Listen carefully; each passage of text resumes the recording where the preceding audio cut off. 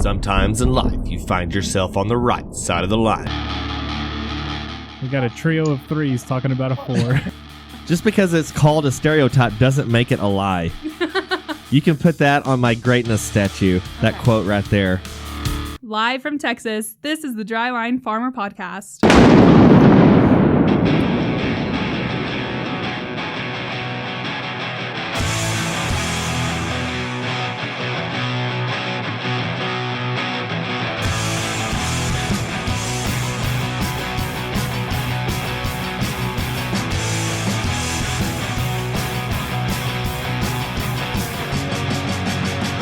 What has four thumbs and hates people? These guys. It's the Dryline Farmer Podcast. I don't know, Landon. It might be time to update our intro there. I don't know, saying that what has four thumbs and hates people. I don't know. I'm getting to where I like people a little bit more. What about you?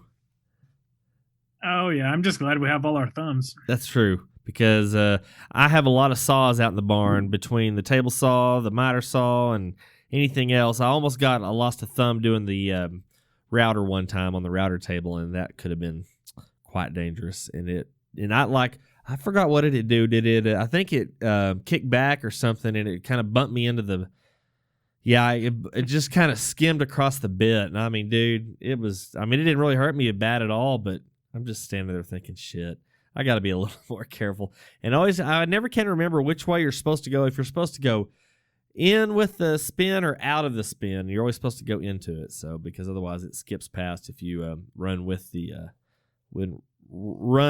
rotation of the router. Did you have Mr. Zimmerman in junior high?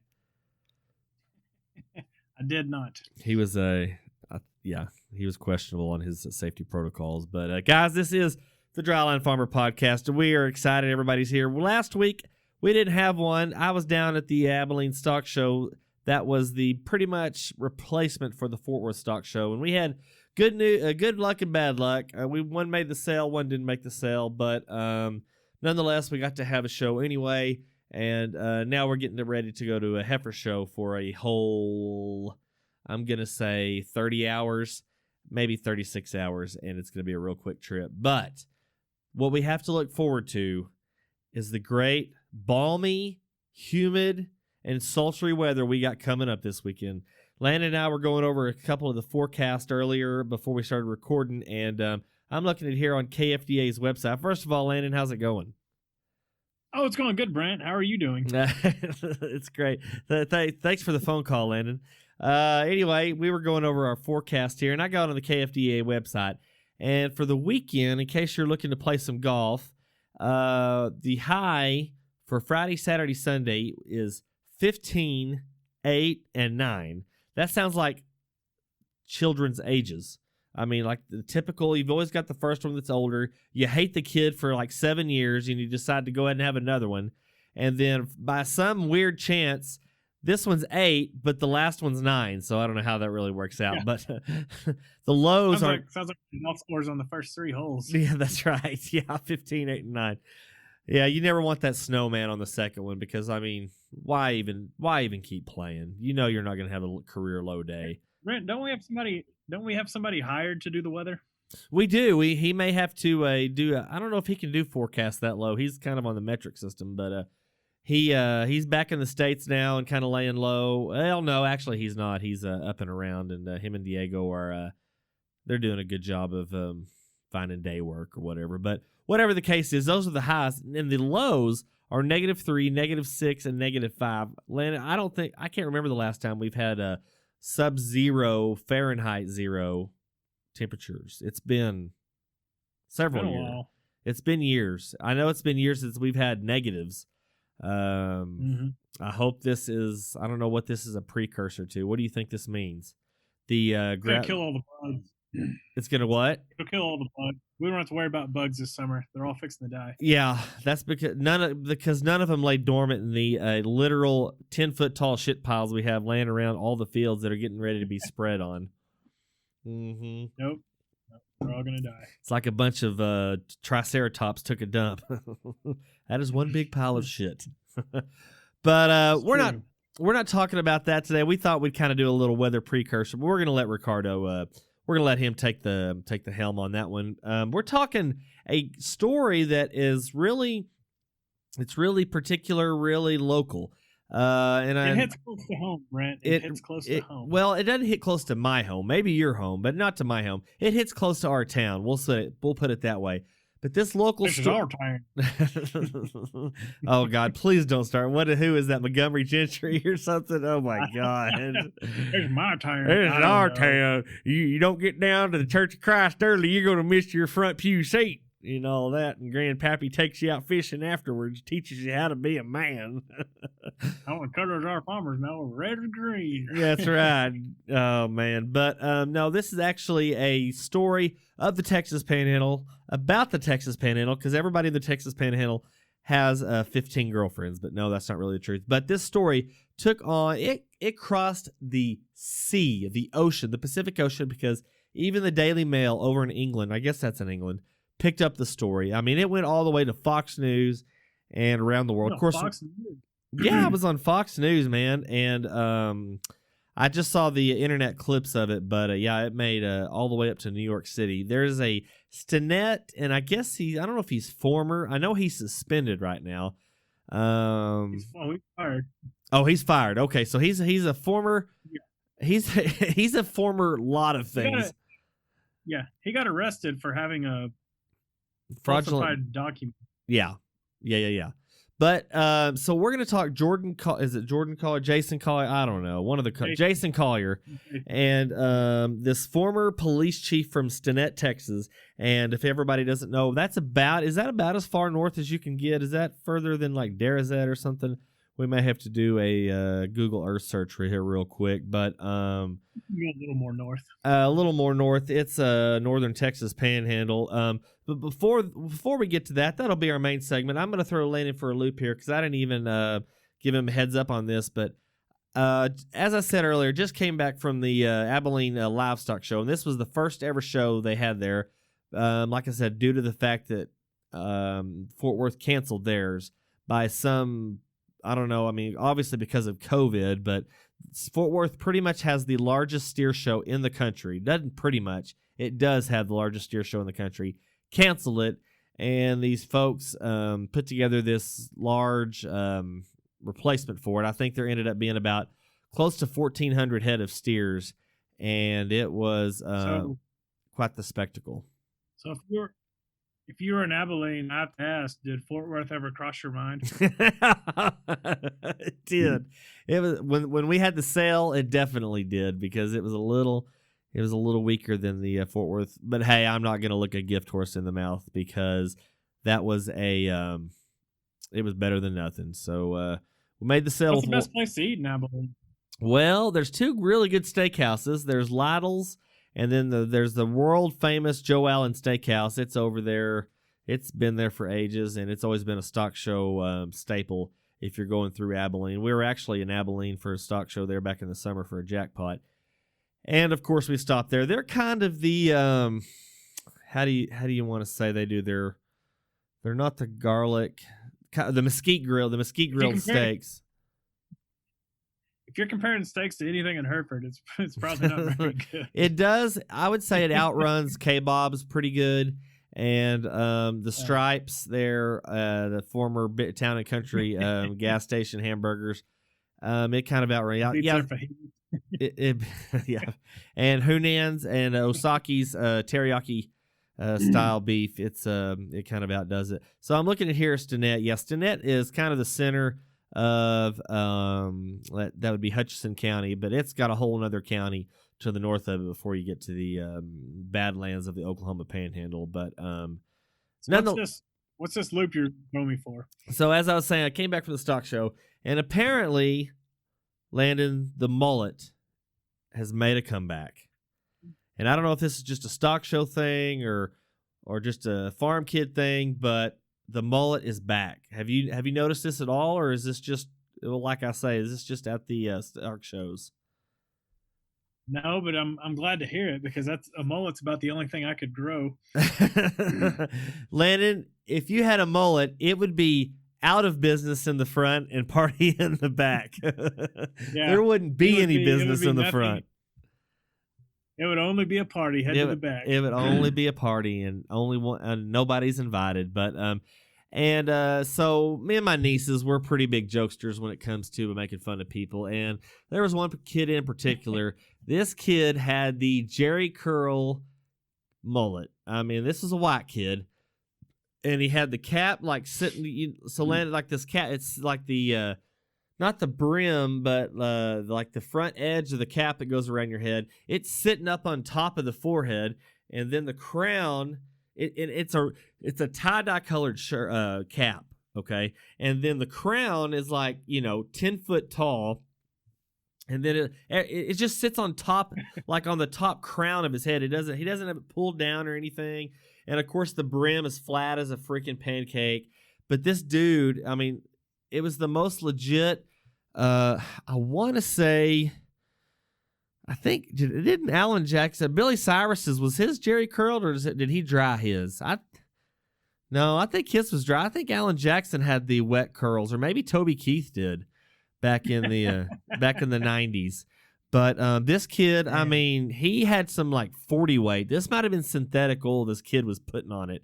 And I mean, you would have thought this guy was the freaking Rico Suave, walking around, because he was the coolest son of a bitch you saw all day, every day, and it was a dream come true. But I mean, kid after teenage boy after teenage boy was coming through the gate, going through the show, and that was the only Jerry curl one I saw, but the rest of them were curled just because they were natural curled, and there was a few of them that were just straight natural.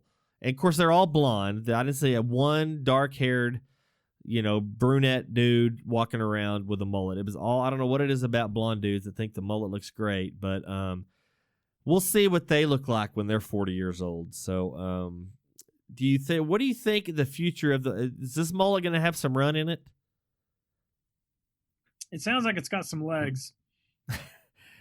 I would. Unfortunately, I don't know how long if it's a fad or it's just a social experiment. Well, it's not an experiment because it's already been proven to be douchey. So it's not an experiment. So maybe it's just a rehab. They're just reinventing the redneck wheel is all I can think. I don't think there's a lot of trends that get started at a youth. Yeah, at a youth event. Yeah, at a youth event. I didn't see any Rocky Mountain jeans. I didn't see any Mobetta shirts. I didn't see any. I take that back. I was fixing to say I didn't see any belts with their name on it, but I'm pretty sure I saw a Dan or a Brody or a Bodie or something walking around with his name on the back of his on the name of the back of his belt. Yeah, do people still wear the belts with their name on the back? That's what I'm talking about. Where were you the last 30 seconds? Yeah. Yeah. Sorry. No, I didn't see any Bodies or Clays or what some other cowboy names. Colts or Tail. or who? Tail. It's always something weird. Or a Blaze or any let's see, Sorrel or Festus or anything like that. There were some hosses walking around, but they didn't have their name on the back of their belt. But so it was pretty concerning that the mullet was on its way back. So I don't know if it's on its way back, but it's just being socially accepted. But if it's on its way back, it's probably on its way out. It's going to be on its way. It's going to be on probation before we know it, because I've seen too many live PDs to know that. What was the? Now you're the expert in this. Is it a TV show or a movie? I think it's a TV show where the guy, he's dark headed. He's got the Jerry curled mullet. Oh, what is it, Landon? You would know if I could remember it. But anyway. I mean, there was, like I said, there was no brunette dudes walking around. It was all blonde mullets, and all the brown-haired guys. They all had they had them high and tight. So, props to the brunette world there. But it was just something that I saw that was concerning, and I think it's going to be here.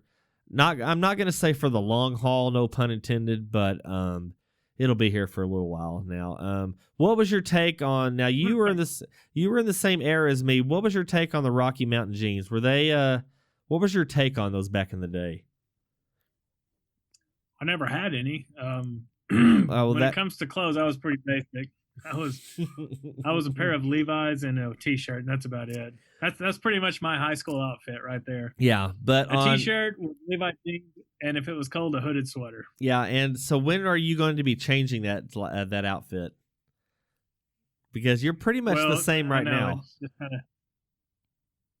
Yeah, I've kind of adjusted to the long sleeve tee. You've gotten a little more. Got to stay to the sun. Is that considered business formal at Hereford Grain Co-op? What's a business formal at Hereford Grain Co-op? Clean pants. You got the long sleeve tee underneath the polo t-shirt. Yeah, my favorite. I see. Now I'm wondering if the wife beater is going to make a comeback because it did go. I mean, there's still some, huh? Maybe the gray wife beater. I don't know about the white one. The color of the wife beater. I don't ever remember seeing the gray wife beater a lot. Was it popular? No, but that's maybe it could be the reason it comes back. Why? How can it come back from something that never was? That's how the wife beater could come back. Not so. Okay, answer me this: what's the point of the wife beater, especially if you're wearing a white button-down, light, a thin material Wrangler pearl snap shirt? Well, no, because none of those are all thick. Well, they're like denim style. But say you've got the thin, but you can see like what does the wife beater? What's the purpose of it? What purpose does it serve? I think there's three purposes of it. Number one is if you want the world to know that you beat your wife. Hang on. Let me get a pen. That you're a domestic abuser. Okay. Yes. Two is if you are a 130-pound high school kid that just recently put on 3 pounds of muscle and you want the world to know. And number three is if you are fat and out of shape and have lost it, but you still want everybody to think that you still have it. That's the last one. So is it? Those are the only three reasons I've ever seen. Okay. So yeah, you can't all be. Can you be?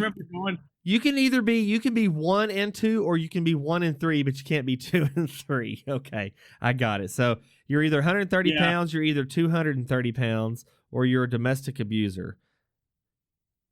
High school kid. Okay. Does the kid have my favorite wife beater story of all time?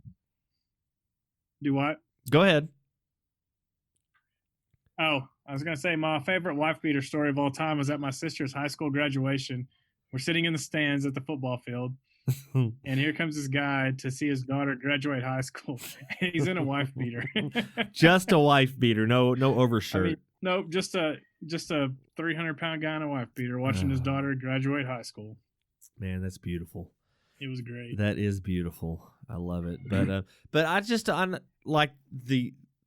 for a serious moment, the actual purpose of it doesn't. I mean, I guess it keeps your gut warm is about all it does, because you have obviously no sleeves, you have no collar, so your most vulnerable parts of your upper body to being chilly are exposed. So I don't know. It's all that mass is exposed. Yeah, so I don't get it, but maybe if they came out with a V-neck wife beater, would it be a that'd white? Look pretty sweet. It would be a little classier. It still wouldn't have sleeves, though. No. I can't believe you had to say in all seriousness. What do you think this is? Hey, come on, man. I just came back from the stock show, man. There were mullets walking all over the place. I'm a little discombobulated. Well, guys, we got to get out of this here before we start losing IQ points and our parole officer starts calling us in. So we're going to get to Radar Ricardo. He's going to give us a frigid, and I mean a pincha frio forecast coming up here. And we're talking Jason Collier and who wants to marry a police chief in Stinnett, Texas.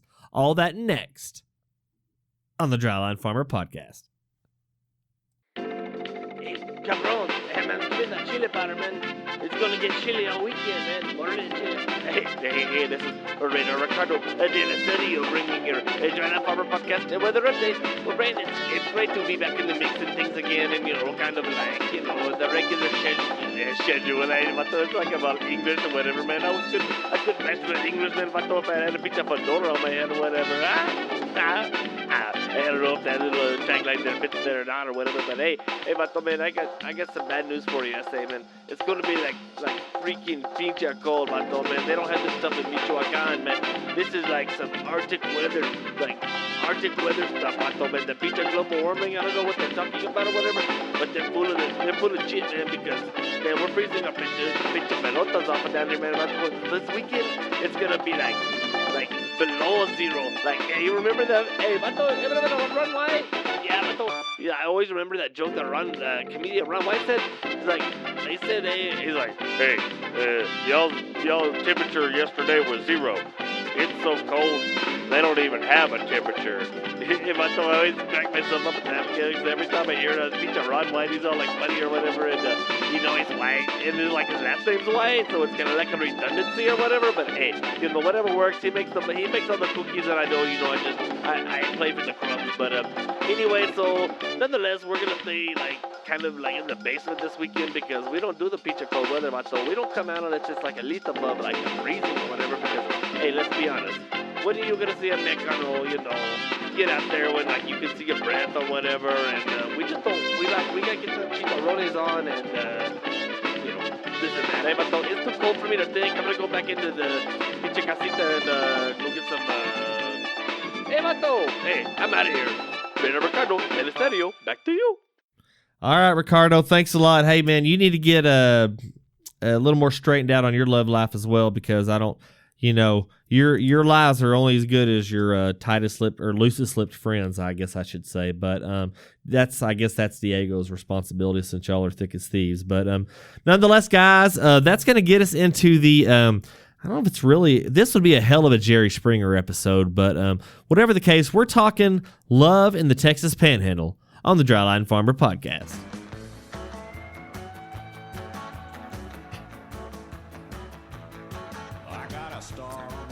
All right, Landon. Now, as I guess the world knows now about Jason Collier, that this dude was, without saying the obvious characteristics or judgments of this guy, what would you call this guy before, creepy? Are you impressed with him in any way? No, not really. No. Okay. What's funny is you say the whole world knows, but probably the place that knows less than the rest of the world is probably Stinnett, where it's actually from. Probably happened, yeah. This guy is going to be known I was just going to say, this guy is going to be known as the Monica Lewinsky of the Texas Panhandle, if you think about it, because, this guy, this happens, this is obviously above and beyond, but this kind of type of thing happens every day in America, every day in the world, and it doesn't make the local news, let alone, national, also global news via Fox News and the internet. But nonetheless, so you're not impressed with him. So that I said that says something about your character. But so Landon and I are going to go over. At least I am. I'm over on this heavy.com website, and they wrote 5 fast facts you need to know about Jason Collier. But now, were you going to say something? I bet I broke your train of thought, didn't I? No, you're good. You're good. Okay, so if you have lived under a rock for the last, I don't know, when did this kind of hit? A month ago or something? Let's see. This is dated a couple weeks ago. Oh, a couple weeks ago. So over on heavy.com, who is it written by? It doesn't say. Usually you're supposed to oh, here we go. By Tom Cleary, February 2nd. So this one's just Groundhog Day.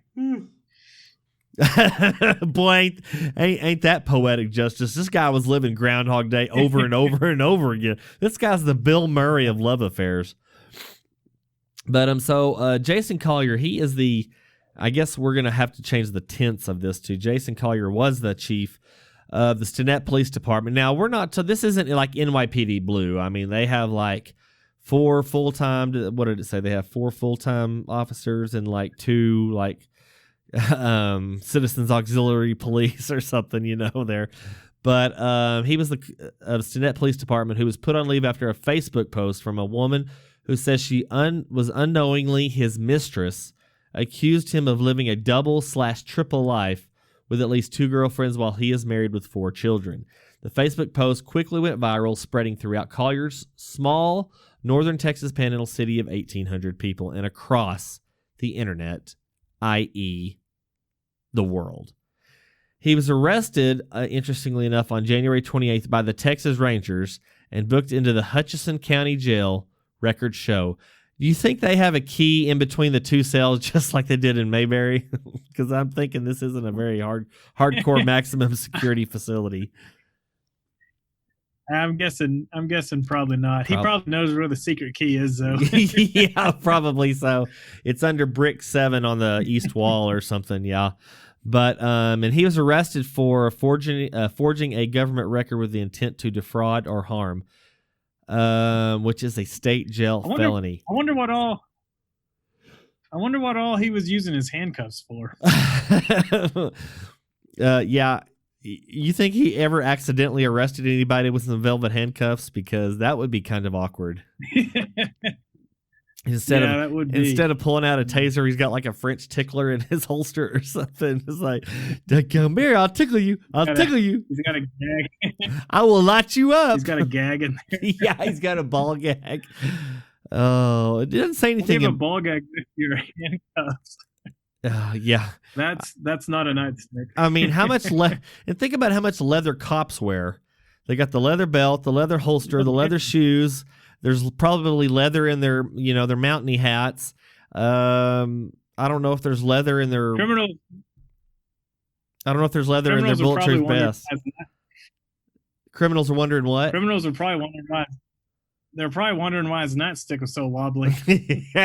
Overuse, man. Yeah. And so anyway, it goes back to say his wife has filed for divorce. Cecily, you think that is Cecilia? It's not Cecilia. Cecily Steinmetz. I think it's. Yeah, whatever the case. Skank Steinmetz. No, she was a good girl. 39-year-old Amarillo woman first exposed to Collier in a January 26th Facebook post. So we're going to go ahead and get into these 5 fast facts real quick. But first it says she tagged. When you tag an entire town in your exposing Facebook post, because it says Steinmetz tagged the city of Stinnett and wrote, Chief Jason Collier is living a double, triple life. This, if you don't go any further, basically you're intimating that he screwed every woman in the city of Stinnett because he tagged the city of Stinnett. It says Jason Collier is living a double, triple life. I was his girlfriend until yesterday. He lied to me and presented me with fake annulment documents. When I found out he was married. What's a double, triple? Yeah, this is the guy. This is the first quadruple double in infidelity history. In dating history. Yeah, dating history. Oh, let's see. I got to fix my microphone here because it's getting wobbly from overuse. All right, let's see. He lied to me and presented me with fake annulment documents when I found out he was married. I also found out about a second girlfriend, Christy, last night. And he has lied to us, our children, and asked us both to marry him.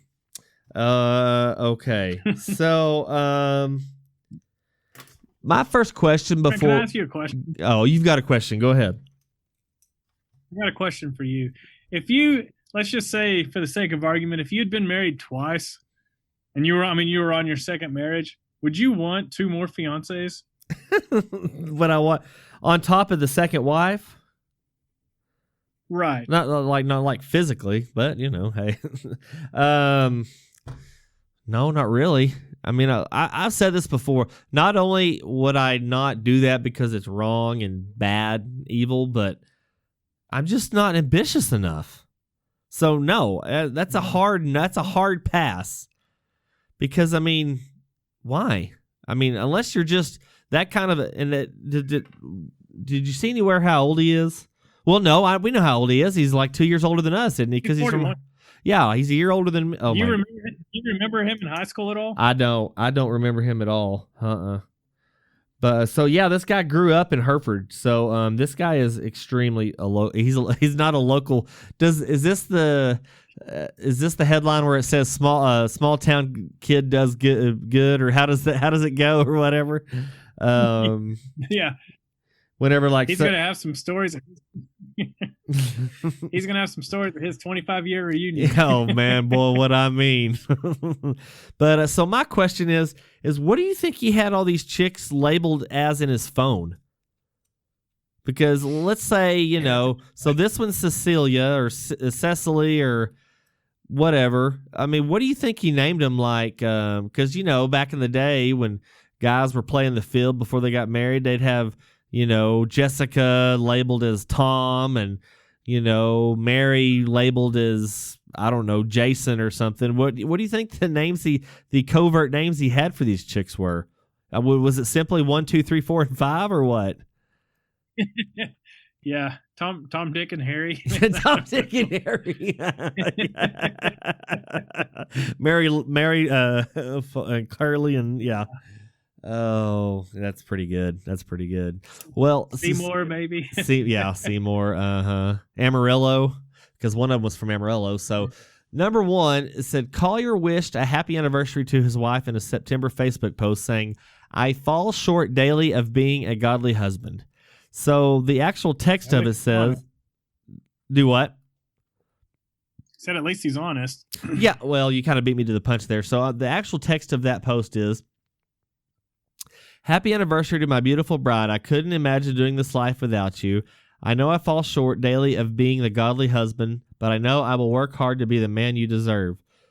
God has blessed me with you, and I can't wait to see what all he has in the works for us. Thank you for loving me, sacrificing for us, and walking the life beside me. I love you. Here's to many more years and many memories to come." Landon, name one thing in that post that's a lie. I mean, because first off, he should have started with a postscript that said, "P.S. Sorry about tomorrow," because the shit hit the fan not long after that. Well, and they've got, so in this screenshot they boxed out his wife's face, even though on like the first search of Google results, it's got the full picture, but still there. So I mean, I mean, she's, I guess she's a pleasant looking lady. She's no beauty queen or anything, but I'm going to go ahead and say beautiful bride. Okay. So that's subjective. So I'm not going to say that's a lie. Then he says, "I couldn't imagine doing this life without you." That's not false. He just didn't say. He just didn't say. The only thing that could be a lie in that is a lie of omission. He should have said, "I couldn't imagine doing this life without you," and a whole lot of other people. Yeah. I mean, pretty much the fake annulment papers kind of nips that one in the bud right there. And then the next line, "I know I fall short daily of being the godly husband." Yeah, that's not a lie. "But no, I will work hard to be the man you deserve." Now, okay, maybe that one blows it up, because unless she's a bad chick, she probably deserves a good man. So he's going to be working hard. But he also doesn't say. He could have said, "But I know I will work hard to be the good man you deserve." He just says man, and we know all men are dogs. So, and then he says, "God has blessed me with you, and I can't wait to see what he has in the works for us." I would be more concerned about what he has in the works for you, homeboy. But let's see. And then he thanks her for loving him, sacrificing for him, and walking this life beside me. And yet again, he should have said, "and a whole lot of other people." So then he says, "Here's to many more years and many memories to come." Oh, Jason, and many more overtime. Yeah. And here's to much more overtime, working long hours in the city. So, yeah. All right. So that's number one. Okay. Got a lot of steak, dude. Yeah. Oh, man. Can you imagine the tax liability on that? Good Lord. So that's pretty much. I want to know how much a police chief makes. This sounds expensive. So that was getting. We're on the same page here. So number 2, Collier. This is fast fact number 2. Collier worked for several police departments in Texas before being hired as Stinnet's police chief in February 2020. He had worked for 21 years. He worked as an officer, a detective, and briefly as the chief of police of the Sunray Police Department. He has more than 21 years of law enforcement experience, as was named as the Stinnett Police Department chief in February 2020. You know, some people had a bad 2020. I would say this guy's 2020 is one to remember too. So the Hutchinson County has 3 other full-time police officers and 3 reserve officers, also known as Larry, Moe, and Curly. But okay, Call it reserve. yeah. So in another Facebook post that just says how the announcement of the new chief of police, Jason Collier, married with 4 kids, an ordained minister. God knows what website he got that from. 21 years of law enforcement, FBI trilogy graduate. Oh, yeah, he's a trilogy graduate, all right. He's got more sequels than a Star Wars series. Master. I'm gonna You're gonna go what? out and say that his 2020 was. I'm Yeah. gonna go out and say on a limb and say that his 2020 is probably going to be better than his 2021. I'm going to say this guy probably exposed more people to COVID than anybody else in the country. So he was also a State of Texas Medal of Valor recipient. So going back to Landon's question, how much did this guy make? I'm going to say chief of police of a small town. I mean, he's probably not going to make more than, what, 50, 60,000, you think? Probably. So that lends to my next question. Who was paying for all of those dinners/condoms? Yeah. / engagement ring. So, yeah, I don't know how many he was handing out, but I'm hoping he was wearing some rain gear for all that stuff, because that dude was. You think he wore? I bet this guy was not a mask wearer either. What do you want to bet? I'm gonna go out and say that they probably weren't waiting till marriage. No, I'm saying they probably weren't either. So, let's see. According to his LinkedIn profile, I didn't know cops needed LinkedIn.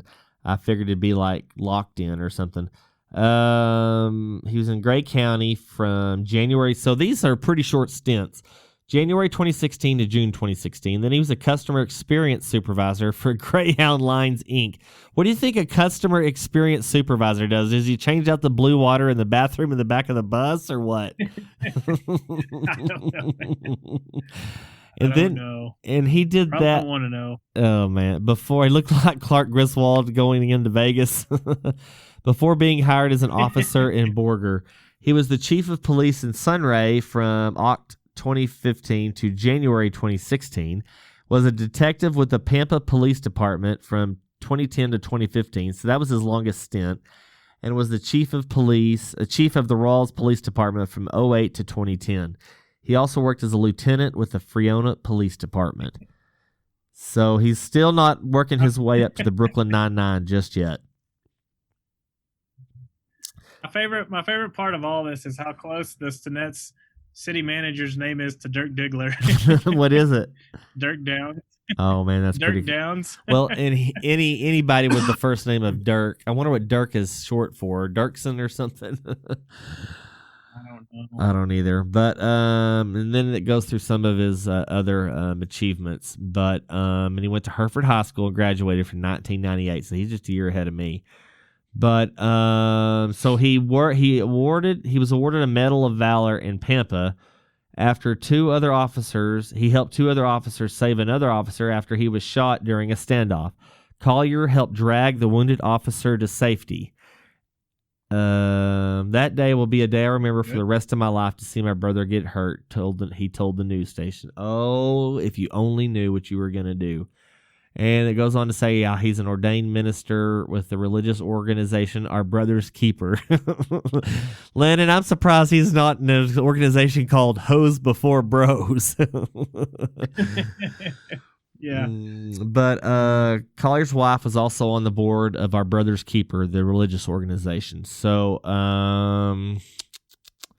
asked to step down from the board of directors. So fast fact number 3 here. Collier's girlfriends compared stories about him, including videos and photos he had sent them, and excuses he made for why he was away on Steinmetz's Facebook page. So he used and Landon and I went over, we had an episode about dating websites last year or something. I don't know if you ever heard this one, Landon. You were out of the picture probably. You were off the market before this one probably came online, but he was on the Plenty of Fish dating site profile or dating site. I am pretty certain I wouldn't be going on the right one then. Yeah. So it just goes on about more Facebook posts where she's busting him and everything. Let's see, what else do I have? You think this guy showed up to the casino night and said, "I'm about to drop a deuce on everybody," because 2 queens on casino night. On his Plenty of Fish profile, it said looking for friendship and then more from there. Did he mean more people or just more of the relationship? Not looking for a hookup, sincere conversation, building trust and relationship first. This dude this guy is the O.J. Simpson of lying. I mean, it's really impressive. Man. So, let's see. So another story here says, my mother, Angie, this is from one of the mistresses. No. This is from Angie Cogdell Bowman. She posted on the Stinette's Facebook page saying Collier had done the same thing to her. Another woman, Heather Owen, posted photos with Collier and shared other details. So that's 1, 2, 3. So fast fact number 4, Collier sent an apology video to Steinmetz saying he feels like the biggest piece of shit and didn't mean to hide anything or lie. Yeah, you did. That's exactly what you meant to do. I didn't mean to hide anything until I got caught. Yeah, right. Sorry I got caught. So sorry. I'm so sorry. Please, I just want you to forgive me. I'm sorry. In the video. In his police radio can be heard in the background. Honey, I'm so sorry. We've got a 924-7. Unit 733 respond. Yeah. Hang on. I'm apologizing. All unit 20. Copy that. We've got an officer down. He has been gaslighting me all day, acting like I'm crazy and that everything. This is Steinmetz writing. He has been gaslighting me today, acting like I'm crazy and that everything I've found isn't him. Landon, refresh my memory on gaslighting. Is that gaslighting's a funny word, Brent? I mean, I know I think it's when you're kind of setting somebody off. So gaslight says manipulate someone by psychological means into questioning their own sanity. And that gives a context. In the first episode, Karen Valentine is being gaslighted by her husband. They could have used Jason Collier as gaslighting his girls. Oh shoot! All I can think of when I see the word gaslighting is Jim Carrey in Dumb and Dumber. Oh yeah, pretty much. Just give me the number. Oh no, actually that was Harry that got lit on fire. There's a part where Jim Carrey farts. Farts and lights it on fire. Yeah. I'm embarrassed, pissed off, and humiliated. When I started questioning him about more things today, he turned it on me and said we weren't compatible anymore because he doesn't feel like I have a relationship with God and don't go to church. So I'm pretty sure this guy's got a relationship with a deity, but not a deity. I think he's got it with a supernatural power, but it ain't God. So he set her straight. Yeah, boy, he lied her. Yeah, he gaslit her up, didn't he? So this may be one of my favorite facts of the whole deal. Number 5, finally, the drama has sparked memes and Facebook pages calling for Netflix or Lifetime to turn the story into a movie or TV series. The drama surrounding Collier has spawned memes and Facebook groups comparing it to a Netflix or Lifetime series. One group, Jason Collier Netflix series, has more than 34,000 members, and Landon is a pilot member, aren't you? I'm one of the founding members. Oh yeah. Yes. Let's see. Somebody named Schaefer wrote on Facebook, "Gosh, this is a friggin' Lifetime movie." This guy, and I saw this. I didn't watch it, but this guy calls it the Ballad of Jason Collier. And I bet I may. This guy that still lives with his mom. Yeah, I'm gonna play it here. Landon won't be able to hear it, but let's see if everybody can This hear is the it. Ballad of Jason Collier. Just bear with us, Poor, Landon. Poor man. I can hear it.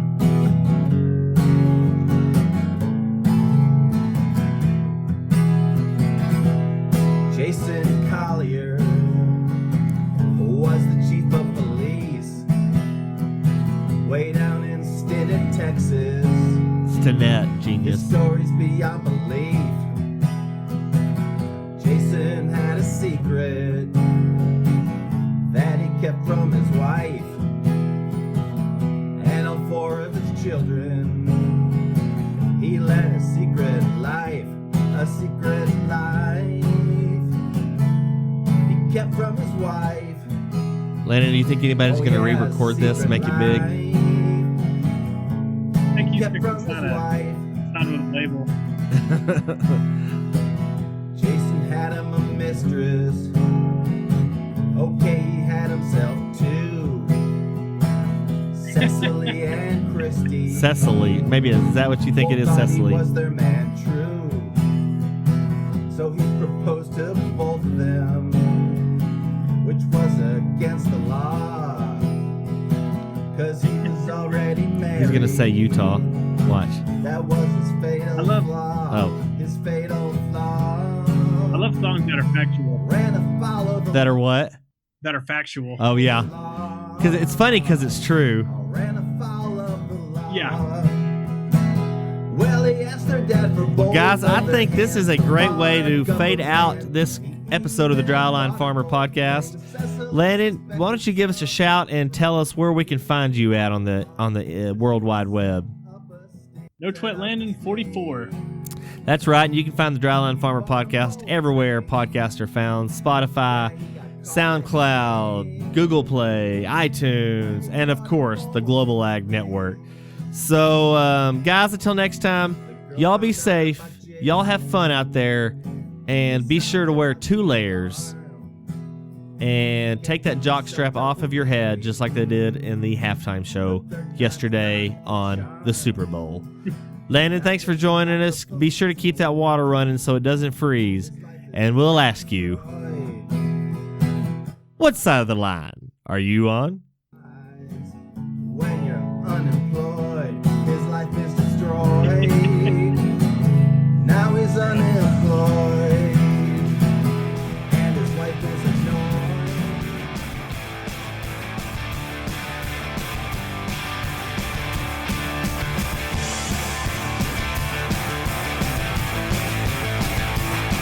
The Dryline Farmer Podcast, a member of the Global Ag Network.